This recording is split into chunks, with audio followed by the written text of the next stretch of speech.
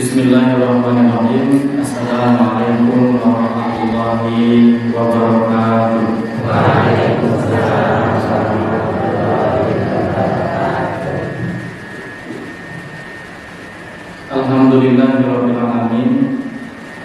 Alhamdulillahilladzi nahmaduhu wa nasta'inuhu wa nastaghfiruh wa na'udzu billahi min shururi anfusina wa min sayyiati a'malina. May yahdihillahu fala mudilla lahu wa may yudlilhu fala hadiya lahu. Wa nasyhadu an la ilaha illallah wa nasyhadu anna Muhammadan abduhu wa rasuluhu la nabiyya wa la rasula ba'dahu, amma ba'du. Yaqulullahu tabaraka wa ta'ala fi kitabihil karim ba'da an a'udzu billahi minasy syaithanir rajim. Bismillahirrahmanirrahim. Ya ayyuhalladzina amanu taqullaha haqqa tuqatih wa la tamutunna illa wa antum muslimun.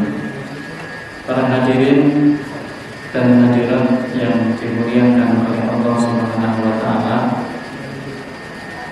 Ini prominent ya.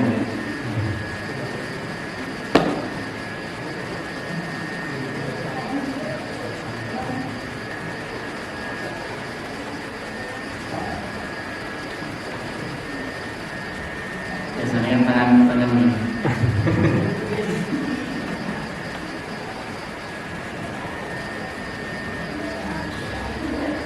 Alhamdulillah wa syukurillah, pada kesempatan kali ini Allah Subhanahu wa taala mempertemukan kita di dalam sebuah majelis yang ini sudah rutin.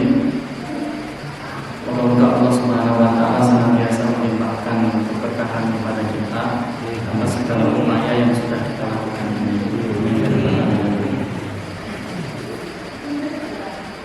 Para hadirin yang dimuliakan oleh Allah, bahwa sebenarnya hal apa saja yang kita lakukan sehari-hari itu melainkan hanya kita ingin mendapatkan rasa manisnya daripada keimanan. Di antaranya adalah itu. Jadi ibadah yang kita lakukan sehari-hari, dari sholat, dari puasa, mungkin termasuk di antaranya adalah sedekah. Itu salah satu tujuan kita itu adalah ingin mencari manisnya daripada keimanan. Nah, ternyata letak daripada manisnya keimanan itu salah satu sisinya adalah letak di dalam kita mencintai Allah Subhanahu wa taala. Nek misalkan hari ini kita juga belum memiliki rasa cinta kepada Allah, maka itu bisa jadi iman kita itu hanya sebatas lisan dan kita tidak merasakan manisnya keimanan. Itu nek kita tidak tresno, tidak cinta kepada Allah Subhanahu wa taala. Maka dari itu, pada kesempatan kali ini, sebelum kita masuk dalam kajian rutinitas kita, saya menasihati untuk diri saya pribadi dan untuk para jamaah sekalian, selain daripada meningkatkan ketakwaan, maka termasuk hal yang perlu kita tingkatkan adalah kecintaan kita kepada Allah Subhanahu wa taala. Makanya Nabi itu mengajarkan kepada kita untuk berdoa, Allahumma inna nas'aluka hubbaka, ya Allah, kami memohon kepadamu akan cinta kepadamu, wa hubba mayyuhibbuka, dan cinta orang-orang yang mencintaimu, wa hubba amalin yuqarribu ila hubbika, dan mencintai amalan-amalan yang dapat mendekatkan kepada dirimu.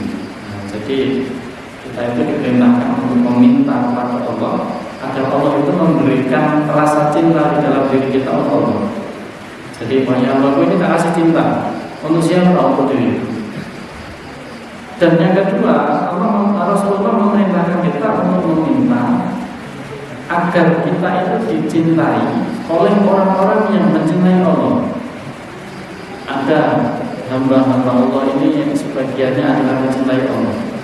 Nah, kemudian kita itu diperintahkan untuk meminta agar dicintai oleh orang-orang yang mencintai Allah. Dan yang terakhir adalah kita diperintahkan untuk meminta agar kita cinta terhadap amalan-amalan yang dapat mendekatkan kita kepada Allah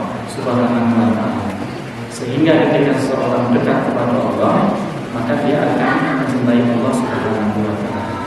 Di dalam sebuah pepatah Arab itu disebutkan habibaka aunanna, cintailah orang yang engkau cintai itu sekedarnya saja. Asa ayakuna baridoka yaumama, karena boleh jadi pada suatu saat nanti dia justru akan menjadi orang yang paling kamu benci. Waktu baridoka aunanna, begitu pula bencilah seseorang itu sekedarnya saja. Asa ayakuna habibaka yaumama, karena boleh jadi suatu hari nanti akan menjadi orang yang paling kamu cintai. Jadi ini ketika kalau tangannya ya biasa-biasa saja. Jengkel ya biasa-biasa saja, jangan kebangetan. Nanti tiba-tiba besoknya ternyata dia menjadi orang yang paling kita cintai, paling dekat dengan kita kan isin diri ya. Para hadirin yang dimuliakan oleh Allah, selamat salam untuk Nabi kita Muhammad sallallahu alaihi wasallam. Begitu pula untuk para keluarganya dan orang-orang yang senantiasa istiqomah mengikuti beliau. Pada kesempatan yang kemarin kita sudah mengkaji berkaitan dengan syarat sah sholat. Jadi kalau beberapa perkara ini tidak ada, sholat seseorang itu dianggap tidak sah. Yang pertama adalah thaharatul hadatsaini, suci dari dua hadas, hadas besar dan hadas kecil. Yang kedua, at-thaharatu 'anil najasati, suci dari najas, fit taubi, dalam urusan pakaian, wal badani, urusan badan, wal makani, dan tempat. Pertama adalah suci dari hadas. Hadas itu buang pipis, itu namanya hadas, ataupun junub, itu namanya hadas. Kalau najas itu adalah air pipisnya, itu namanya najas. Yang harus suci dari najas itu apa? Ada tiga. Yang pertama adalah pakaian, yang kedua badan, dan yang ketiga adalah tempat. Tiga hal ini harus kita pastikan sebelum kita melakukan sholat itu suci. Yang ketiga, satrul aurati, menutup aurat. Auratnya sholat itu apa? Auratnya itu kalau bagi wanita seluruh anggota tubuh kecuali wajah dan tangan, wajah dan tangan, telapak tangan. Ini para ulama nanti berbeda pendapat berkaitan dengan apakah telapak kaki itu bagian daripada aurat. Tetapi kalau di dalam mazhab Syafi'i, telapak kaki bagian daripada aurat.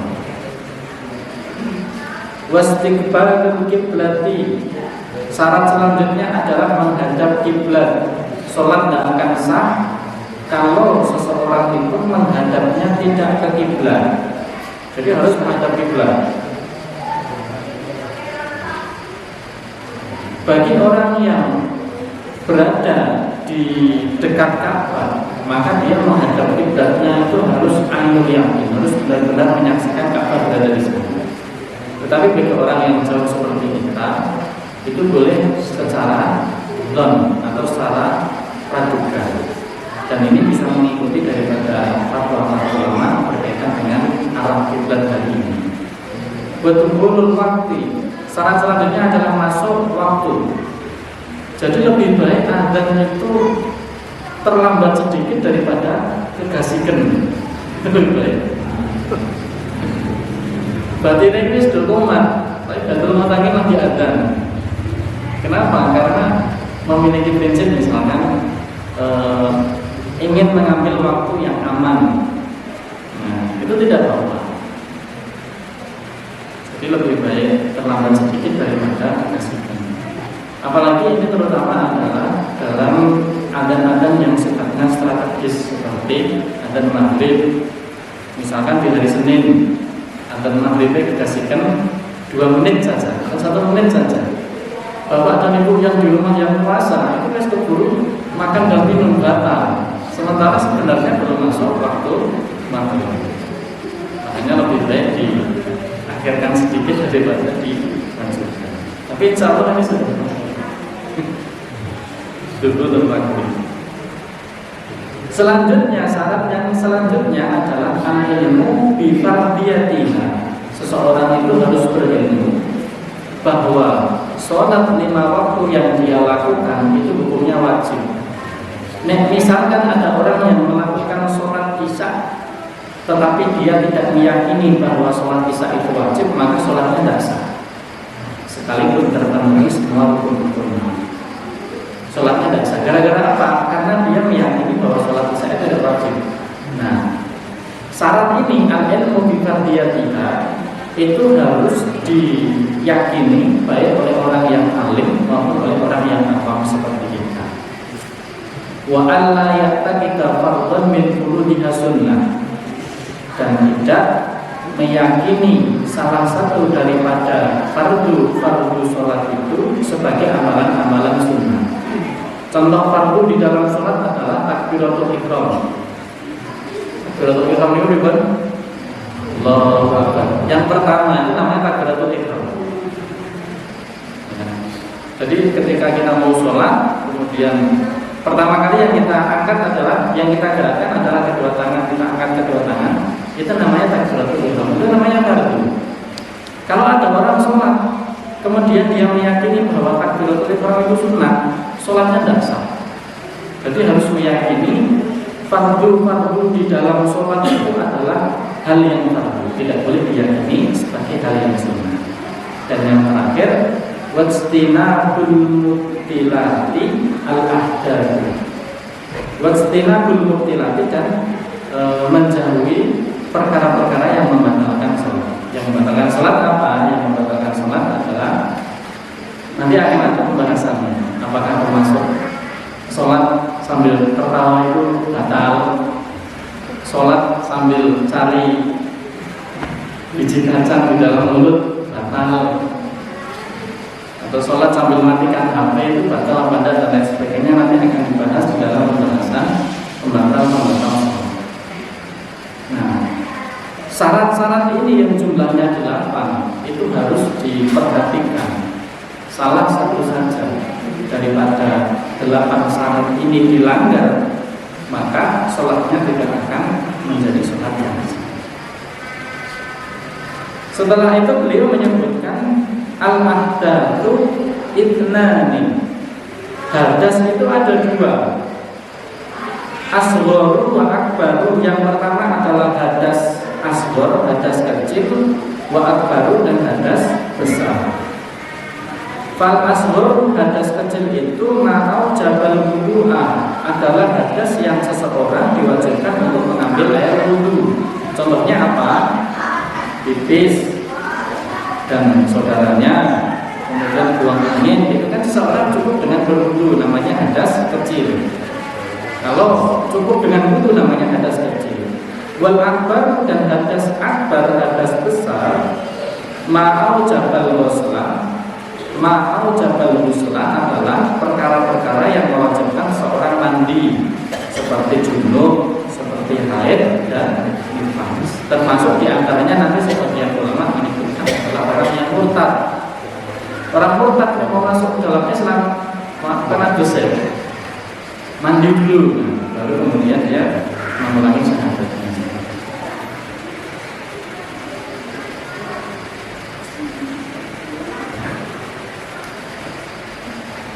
Al-awratu arba'un.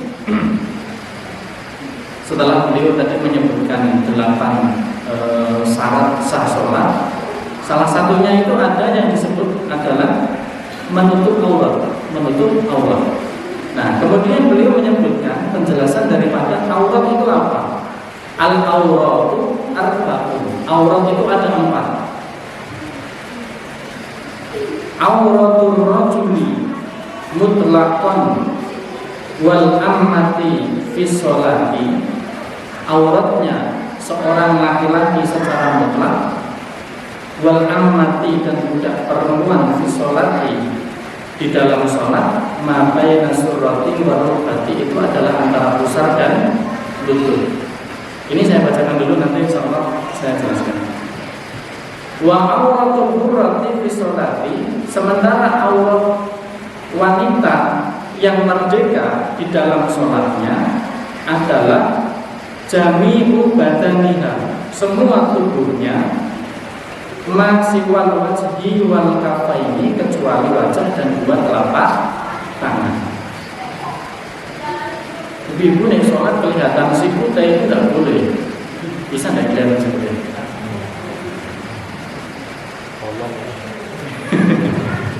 Jadi kalau takbiratul ihram sementara rukuhnya itu agak pendek, itu takbirnya di dalam saja tangannya, jangan sampai menampakkan sikutnya misalkan.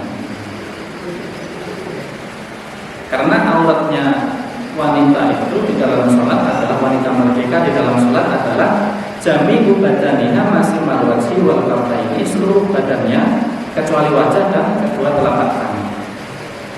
Wa auratul hurrati wal amati indal ajanibi, dan auratnya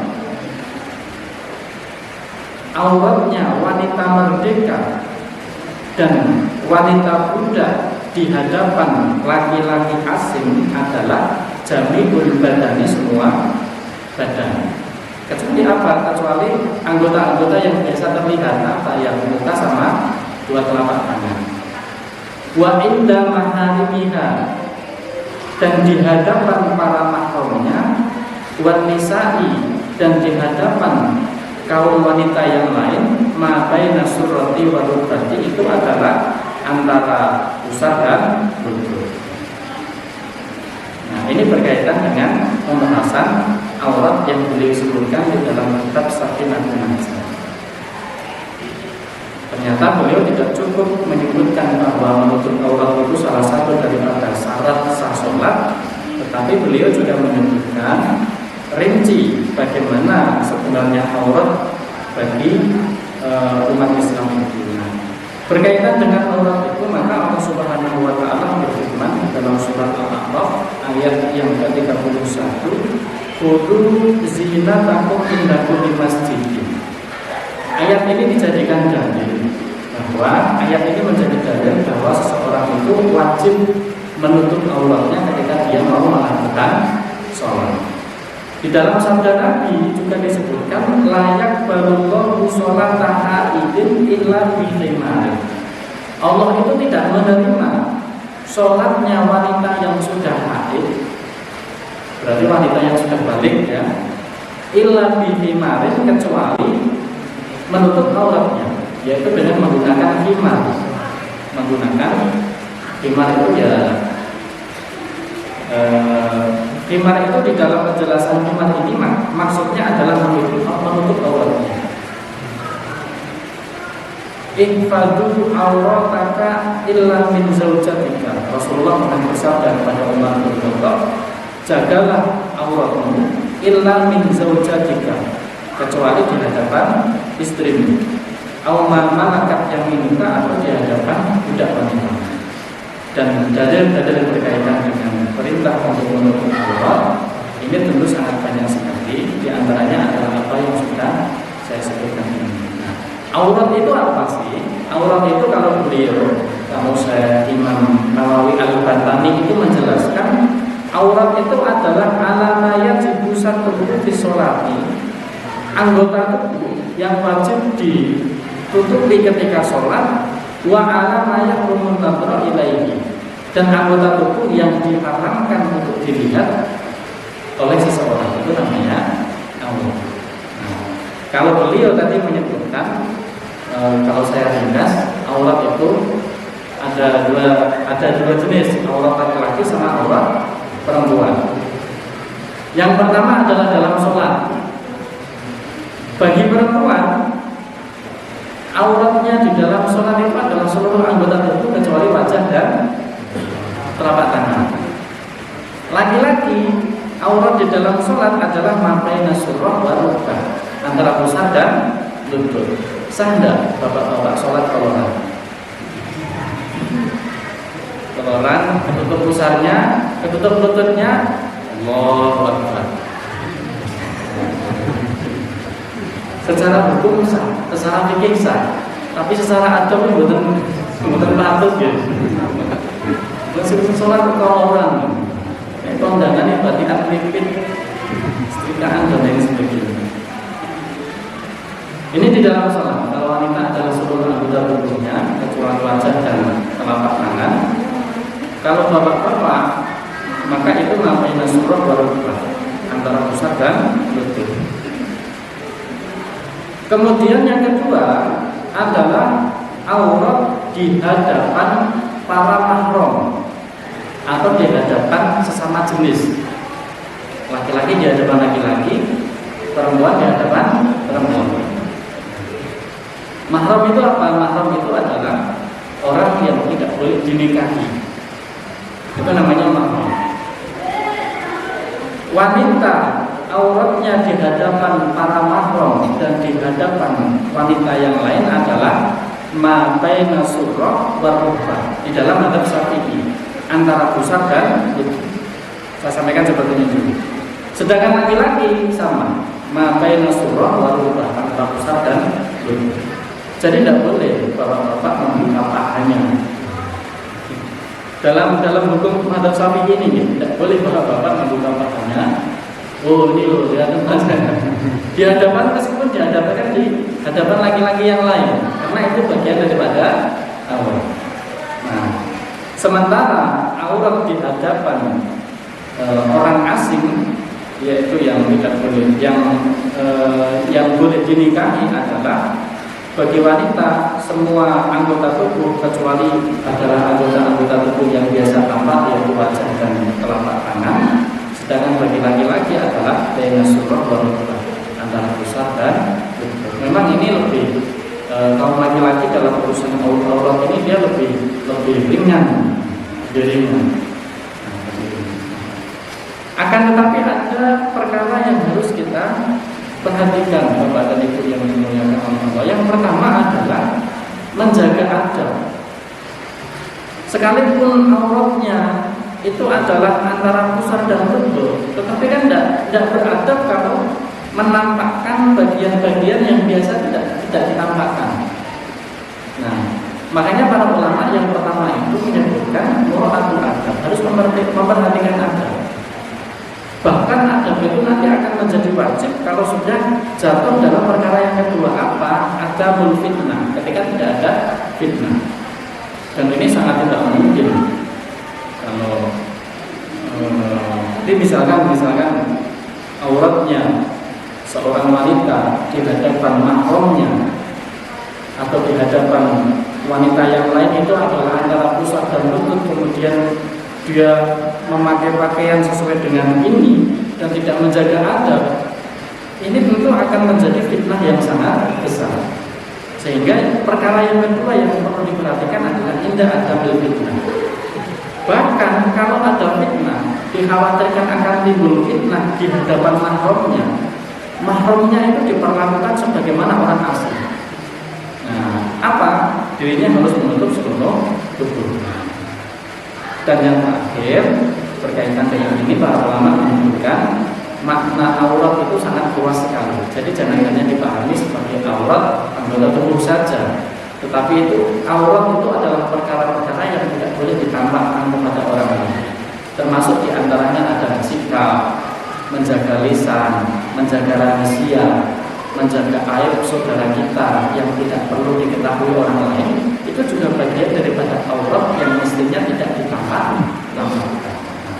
Dari sini para hadirin yang dimuliakan Allah, saya mengajak kepada diri saya pribadi dan para hadirin sekalian untuk mengamalkan satu syariat ini, yaitu menjaga aurat.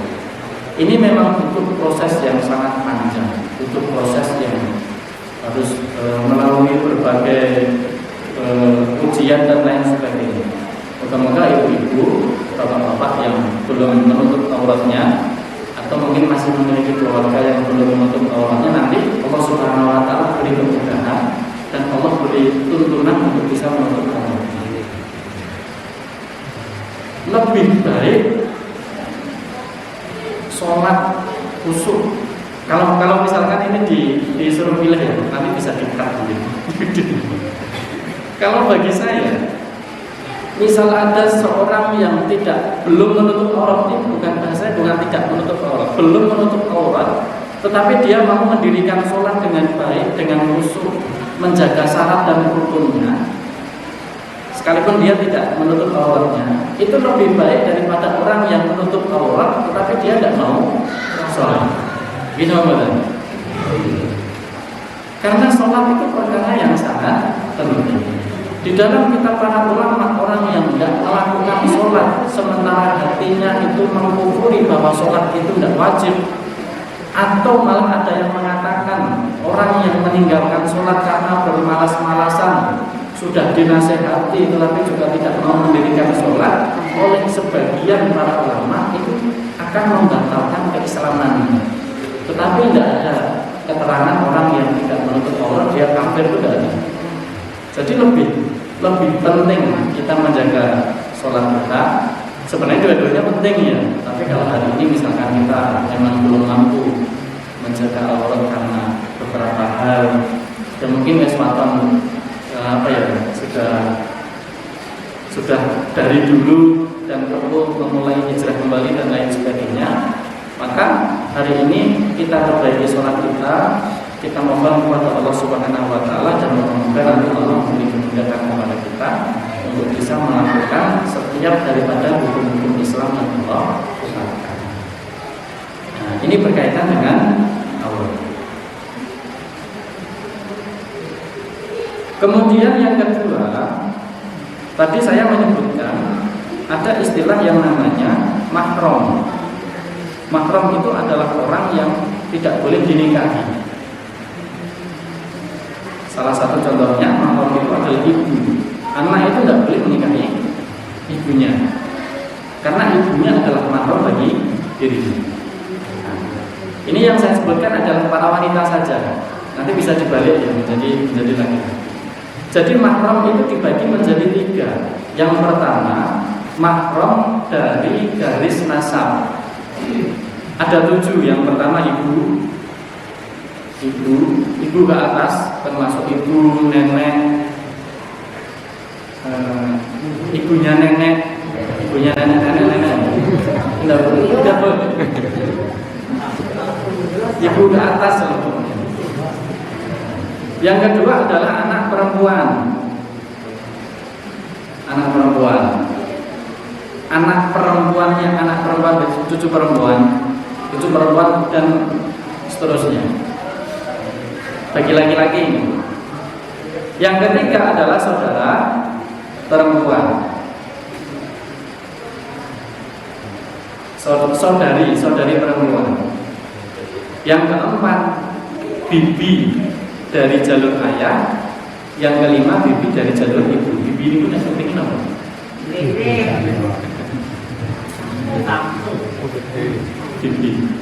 Bibi Gilek. Berarti anaknya bibi itu anaknya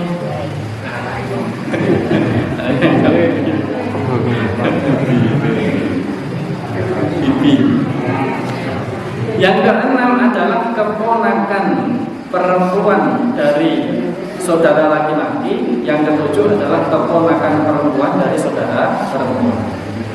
Nah, ada ibu ke atas, anak perempuan ke bawah, saudara perempuan, bibi dari jalur ayah maupun ibu, dan keponakan dari jalur saudara laki-laki maupun saudara perempuan. Saudara sepupu mahram apa benar? Berarti boleh menikahi sepupunya. Asik. Sudah. Orang-orang Arab memang seperti itu, Bapak Ibu. Agar harta kekayaannya itu tidak keluar dari keluarga. Terus juga untuk menjaga tali ikatan silaturahmi. Jadi menikahkan sepupu-sepupu. Yang kedua adalah dari jalur persesusuan. Kalau ada anak yang disusui oleh seorang ibu, maka mahramnya dia adalah mahramnya ibu tersebut. Jumlahnya ada berapa? Sama, ada 7. Ada seorang anak, ada seorang ibu dia memiliki satu anak laki-laki, dia susui. Kemudian ada lagi anak perempuan dilahirkan dari ibu yang lain, tetapi ibunya tidak bisa menyusuinya, akhirnya disusui oleh ibu si anak laki-laki ini. Anak perempuan yang disusui oleh ibu dari anak laki-laki ini, maka keduanya itu menjadi mahram. Anak perempuan dan anak laki-lakinya menjadi mahram. Jadi dia menjadi saudara persesusuan. Begitu pula seluruh mahramnya daripada ibu ini akan menjadi mahramnya si anak perempuan. Jadi dia sama kayak hukumnya nanti akan sama dalam persoalan ini kayak saudara kandung. Nah begitu. Makanya hati-hati, jangan asal menyusui anak orang lain. Nanti ternyata anak-anaknya jatuh cinta kan repot. Hati-hati, harus diingat-ingat. Oh dulu si Fulana itu pernah disusui oleh si ibu ini, maka dia mahramnya ini dan ini, dia tidak boleh menikah dengan ini dan ini. Dan yang terakhir adalah mahram dari jalur pernikahan. Yang pertama ibu mertua.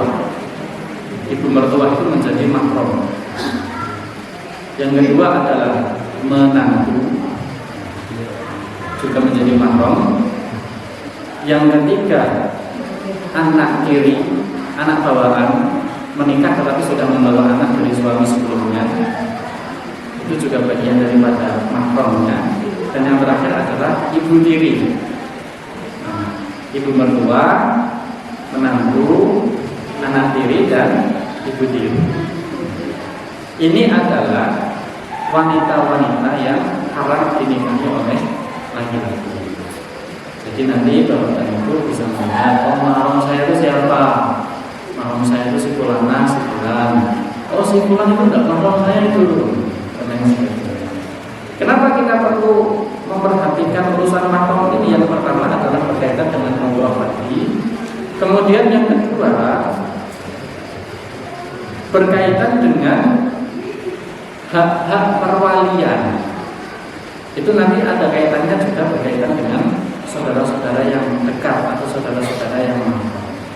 Ini tentu akan kita pelajari di pembahasan nanti kalau perwalian ya biasanya di pembahasan pernikahan. Bisa dipahami Bapak dulu ya?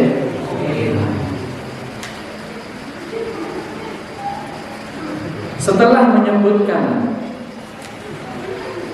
mahram, maka beliau ternyata menyebutkan syarat wajib sholat. Kalau tadi itu syarat sah, kalau ini syarat wajib. Syarat sah itu kalau tidak dipenuhi sholatnya tidak sah. Syarat wajib kalau tidak dipenuhi berarti dia tidak wajib sholat. Yang pertama apa? Yang pertama adalah Islam. Orang Muslim itu wajib melakukan sholat. Nah orang kafir dia tidak wajib.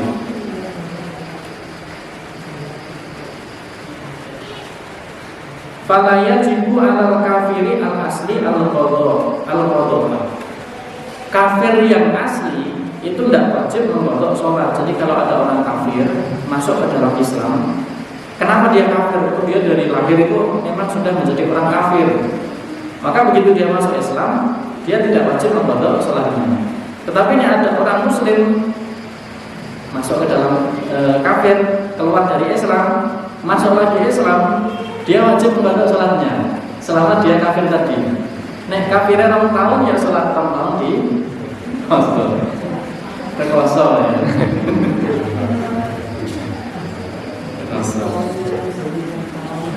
Ini pendapat daripada mazhab Syafi'i, harus Islam.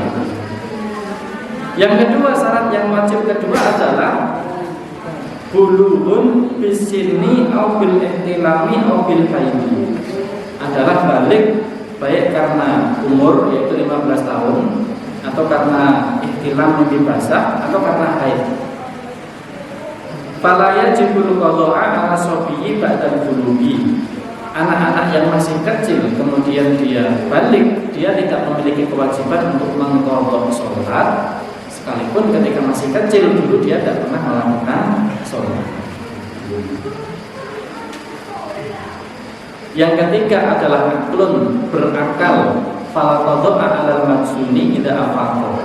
Orang yang waras kemudian gila sebulan tidak melakukan sholat, kemudian dia sadar sembuh, dia tidak memiliki kewajiban untuk mengqadha sholatnya. Walal mughna 'alaihi illa idza ta'adda. Dan orang yang pingsan itu juga tidak diperintahkan untuk mengqadha sholat kecuali jika pingsannya itu sudah menjadi rutinitas. Masuk ya? Kalau orang pingsan sebelum gugur itu pingsan, betul-betul pingsan. Ini pingsan yang pertama kali. Nanti bangunnya lagi itu sudah asar. Jadi waktu gugurnya sudah habis. Sudah masuk waktu asar, maka dia tidak perlu mengqadha. Kecuali memang sudah rutinan. Si fulan itu rutin dia pingsan itu kalau melihat ini pingsan, dan ini pingsan, dia diwajibkan untuk mengqadha. Yang ketiga, kemudian yang keempat, salamatu ihda hawasis sam'i wal basari. Memiliki keselamatan daripada salah satu indera pendengaran atau indera penglihatan. Fala yajibu sholatu ala man khuliqa asom a'ma walau natiqan. Maka orang itu tidak wajib mendirikan melakukan sholat kalau memang dia itu asom. Asom itu tidak bisa mendengar, a'ma dan buta. Orang yang tidak bisa mendengar, buta, sekalipun dia bisa berbicara, maka dia tidak wajib. Fala yajibu alaihil qadha idza zala mani'uhu. Maka dia tidak wajib mengqadha salatnya ketika semua itu hilang. Pernah mendengar kisahnya Abdullah bin Umi Maktum. Beliau adalah sahabat yang buta, tetapi dia memiliki pendengaran. Dia wajib sholat apa enggak? Wajib sholat. Jadi kalau ada orang yang masih mendengar saja, walaupun dia buta dan bisa ngomong, dia masih wajib sholat karena dia mendengarkan azan. Orang yang melihat saja, dengan melihat saja inderanya dia tidak bisa mendengar, tidak bisa ngomong, maka dia wajib mendirikan sholat. Tetapi kalau sudah tidak bisa mendengar, tidak bisa melihat, sekalipun dia bisa ngomong, maka dia memiliki rukhsah untuk tidak melakukan sholat selama tidak ada orang yang menuntunnya melakukan sholat. Dan ketika penyakitnya ini diangkat oleh Allah, dia tidak memiliki kewajiban untuk mengqadha. Yang kelima adalah butuh dakwah, sampai kepadanya dakwah. Sudah tahu bahwa sholat itu wajib, sudah sampai dakwahnya. Fala tajibu sholatu ala man lam tablughhu dakwah. Orang yang tidak wajib sholat jika memang belum sampai dakwah kepada dirinya. Dia tidak tahu kalau ternyata Allah mewajibkan sholat 5 waktu kepada umat Islam. Dia masuk Islam ya biasa masuk Islam, menang mulai.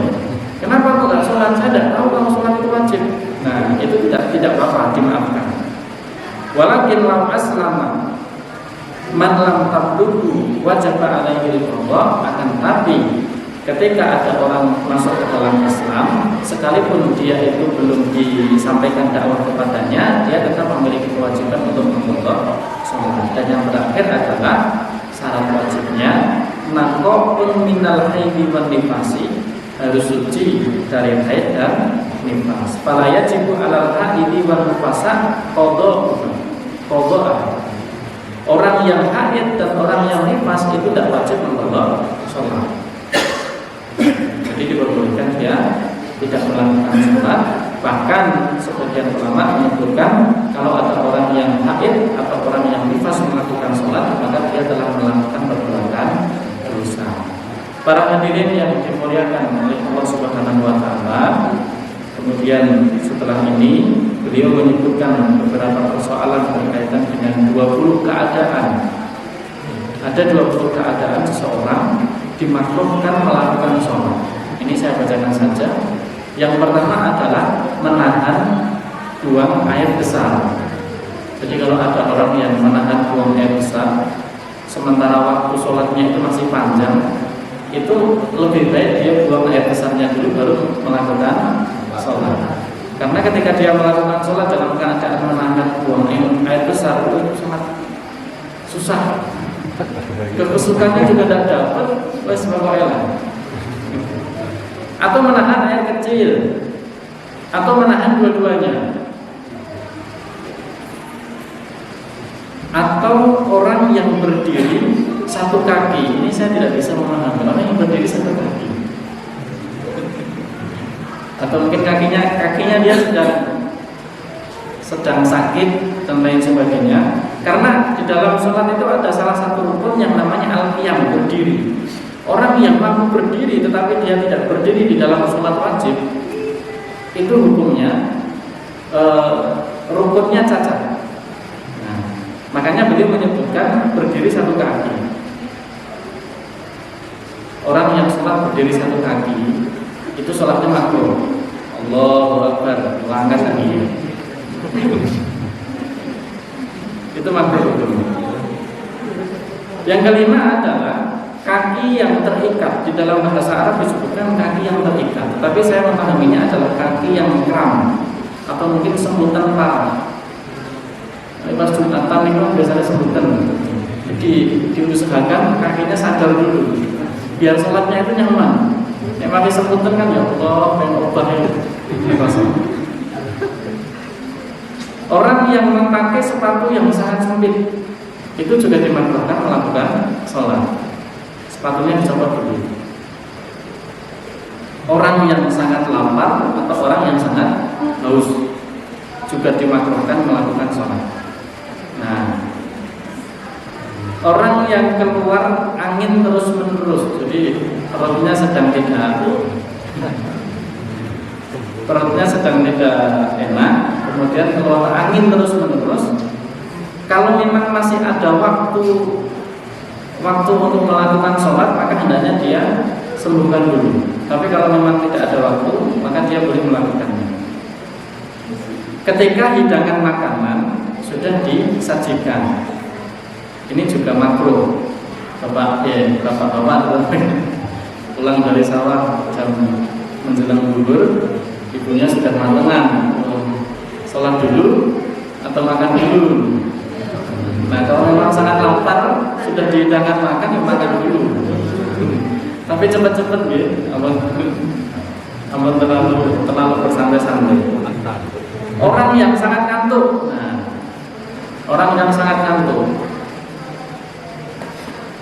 jam 11 ngantuk banget, bukan jam 11 ya. Menjelang zuhur lah, 1 menit menjelang zuhur ngantuk banget. Wes pokoknya tidak ketulungan, ngantuk banget. Ditambah siji papat. Maka lebih baik tidur dulu, baru kemudian melakukan sholat. Orang yang sangat ngantuk berada di kuburan, ini juga termasuk yang dimakruhkan. Tapi ini pembahasannya nanti melebar berkaitan dengan kuburan yang seperti apa. Saya tidak bisa membahasnya di sini. Kemudian di tempat sampah, berada di tempat sampah juga dimakruhkan untuk melakukan sholat. Sekalipun kalau orang menggelarkan sajadah kemudian melakukan sholat di situ karena waktunya itu sudah sangat mepet sekali, itu sholatnya tetap sah. Tapi kalau waktunya masih panjang, itu makruh sholatnya. Di tempat penyembelihan zaman dahulu, itu sebuah kampung itu memiliki tempat khusus untuk menyembelih unta-unta. Di situ ada darahnya, di situ juga ada kotoran-kotoran dan lain sebagainya. Maka itu juga dimakruhkan. Di kamar mandi juga tidak dianjurkan untuk melakukan sholat. Di masjid itu ini sholat di kamar mandi. Di penderuman unta atau di jalan yang biasa digunakan lalu lalang, misalkan menjalankan sholat yang jalan itulah ketawel itu Allah kan tidak bisa. Atau di jalan yang biasa digunakan untuk lalu lalang seperti jalan sini juga termasuk bagian daripada yang dimakruhkan. Sholat di atas Ka'bah atau sholat di tempat yang biasa digunakan untuk ibadah non-muslim di gereja atau selain daripada gereja, itu juga makruh. Sah tidak sholat di dalamnya? Sah. Tetapi kalau memang ada tempat yang lain, hendaknya sholat di tempat yang lain. Nah, Yang ke-20 adalah sholat sendirian padahal ada jamaah yang sedang sholat. Ini jamaah Isya ini sedang sholat, tetapi dia sholat sendirian nguri kono. Nggak tahu maksudnya apa. Sholatnya sah enggak? Sholatnya sah, tetapi makruh, dibenci. 20 perkara ini adalah perkara-perkara yang makruh untuk melakukan sholat, sekalipun sholatnya itu adalah sah. Hendaknya kita juga menjauhinya sebagai orang yang muslim, sebagai orang muslim perkara-perkara makruh ini. Para hadirin yang dimuliakan oleh Allah, mungkin ini yang dapat saya sampaikan. Tidak ada luput dan kesalahannya, saya mohon maaf. Akhirul kalam, alhamdulillah rabbil alamin. Wassalamualaikum warahmatullahi wabarakatuh.